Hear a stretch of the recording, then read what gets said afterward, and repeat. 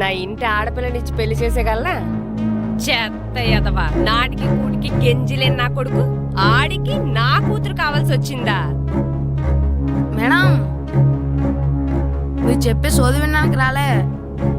వాళ్ళకి పెళ్లి చెయ్యండి, మీకే మంచిది. మా మాట వినకపోతే ఏమవుతుంది తెలుసు కదా, భూమి వెనక తిరుగుద్ది. Because we are teenagers. నీకు ఇటువైపు వస్తే తోలు తీసేస్తాను వెద్దవ్వా.